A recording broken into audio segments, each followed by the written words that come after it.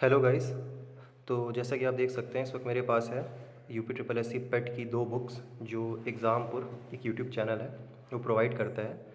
तो ये दो किताब कॉम्बिनेशन में एग्ज़ामपुर देता है, जिसमें एक आपकी गाइड बुक है जिसे कहता है कि ये प्रारंभिक अर्हता परीक्षा यूपी ट्रिपल एस सी पेट की गाइड बुक है, स्टडी गाइड। और दूसरी किताब जो ये हमें देता है वो है 18 practice sets and 2 solve papers. तो ये दो बुक एग्ज़ामपुर हमें 549 रुपये में, यानी कि 249 रुपये की एक और एक लगभग 300 रुपये की गाइड है। तो ये दो किताबें हमें एग्ज़ामपुर देता है। और तो इस वीडियो में हम इन दोनों किताबों की रिव्यू करेंगे और ये देखेंगे कि इसमें जो कंटेंट है वो सिलेबस के अकॉर्डिंग कितना सही है, और क्या एग्ज़ाम के एक महीने पहले अगर आप अपनी प्रिपरेशन शुरू कर रहे हैं तो क्या ये गाइड बुक जो है हमें वो सारी चीज़ें प्रोवाइड करती है जिससे हम एग्ज़ाम के लिए पढ़ सकते हैं और अपनी तैयारी शुरू कर सकते हैं।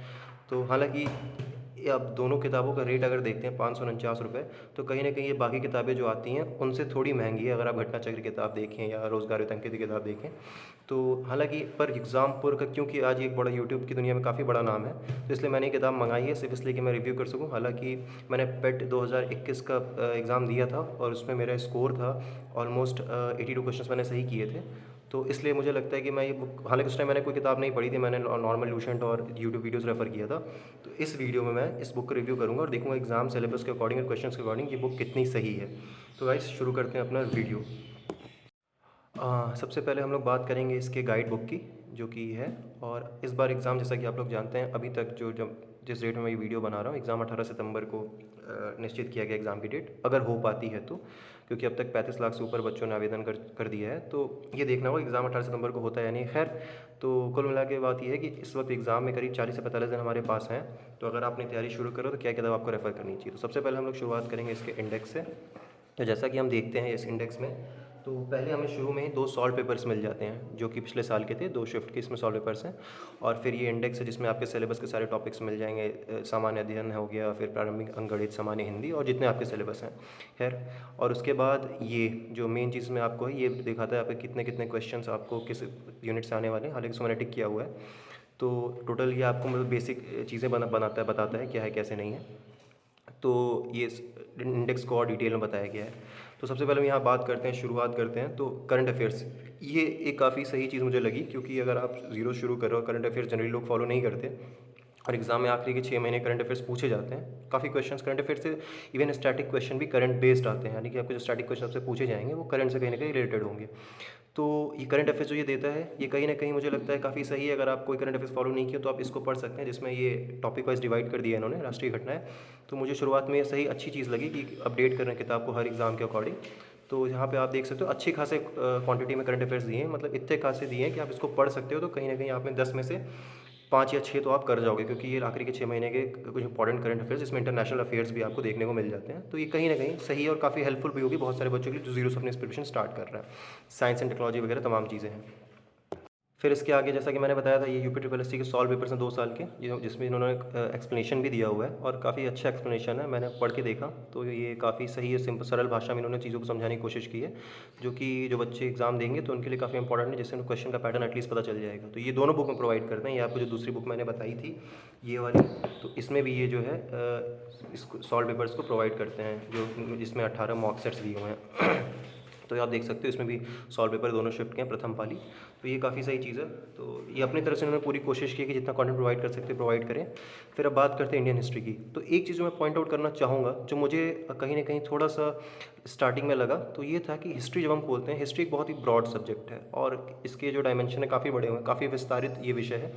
तो यहाँ पे इन्होंने जो एंशिएंट हिस्ट्री का पोर्शन एंड मेडिवल हिस्ट्री का पोर्शन दिया है, काफ़ी मुझे लगता है थोड़ा सा कम है, क्योंकि आप देख सकते हो एंशिएंट इन्होंने यहाँ शुरू किया है और उसमें भी जो कि इन्होंने बहुत ज़्यादा फैक्ट्स अपने तरफ से तो डाले हैं, बट कहीं ना कहीं बहुत सारे फैक्ट्स इन्होंने नहीं भी डाले हैं।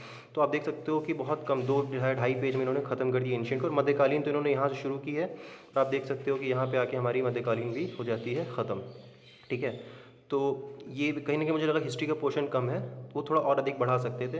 हालाँकि आगे आप देखोगे तो पॉलिटी में इन्होंने काफ़ी अच्छा खासा बढ़ा के दिया हुआ है। पॉलिटी में करीब 20-25 पेजेस दिए हैं इन्होंने। हिस्ट्री मुझे कहीं न कहीं थोड़ा कम लगा।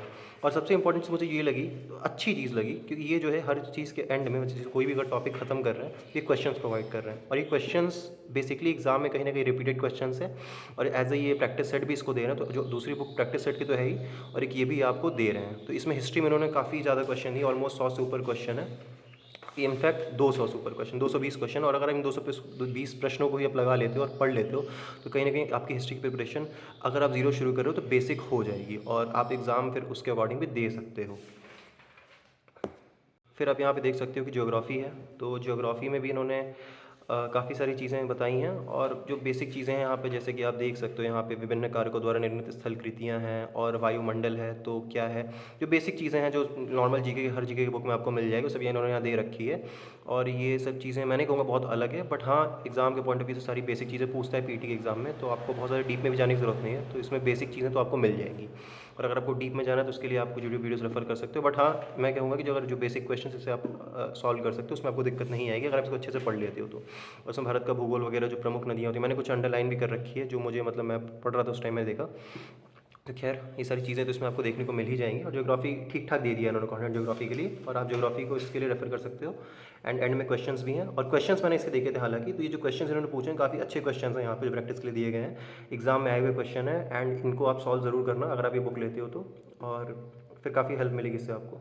अब हालांकि इसमें तो बहुत सारे टॉपिक्स हैं, तो मैं सारे टॉपिक्स आपको दिखा नहीं सकता, वीडियो बहुत लंबी हो जाएगी और मुझे छोटा भी रखना है। तो बेसिकली मैं आपको इस बुक का एक ओवरऑल रिव्यू दे रहा हूँ बेसिस जो मैंने देखा।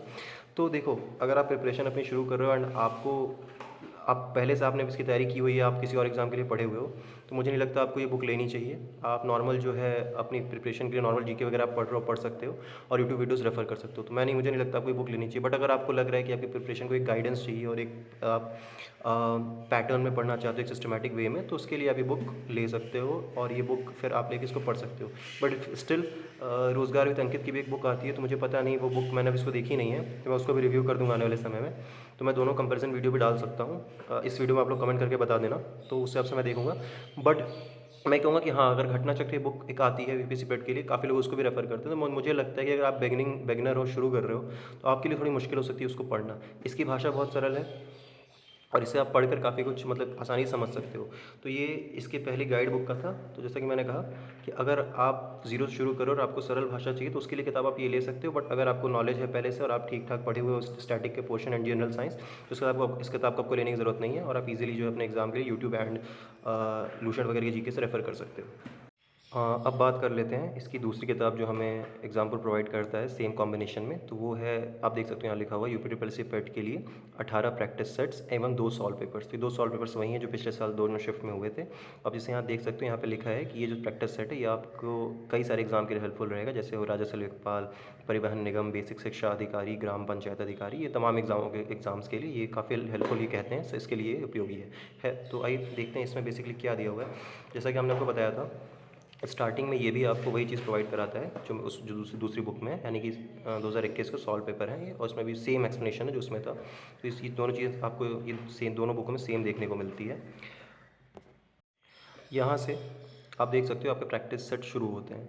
तो प्रैक्टिस सेट यूज़फुल क्यों है? तो जैसे अगर आप अपनी प्रिपरेशन शुरू करते हो तो जब आप थ्योरीज़ पढ़ते हो और सिलेबस को पढ़ते हो, तो फिर आप जब पूरा सिलेबस पढ़ने के बाद कहीं ना कहीं तो जनरली सबको एग्ज़ाम पेपर्स नहीं मिल पाते जो आए हुए एग्ज़ाम के क्वेश्चंस हैं। तो फिर आपको अपनी प्रिपरेशन चेक करने का सबसे बेस्ट तरीका होता है ये मॉक टेस्ट या प्रैक्टिस सेट्स।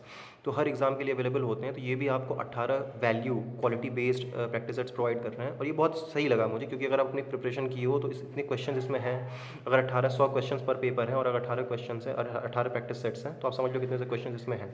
इन सबको अगर आप लगाते हो डीआई वगैरह तो अच्छी खासी की प्रैक्टिस हो जाएगी मैथमेटिकल क्वेश्चंस के लिए भी, और थ्योरेटिकल सेट जो क्वेश्चंस उसके लिए आपका रिवीजन हो जाएगा। इस सबको अगर क्वेश्चन का सॉल्व करते हो तो आपका रिवीजन भी साथ साथ होता रहेगा।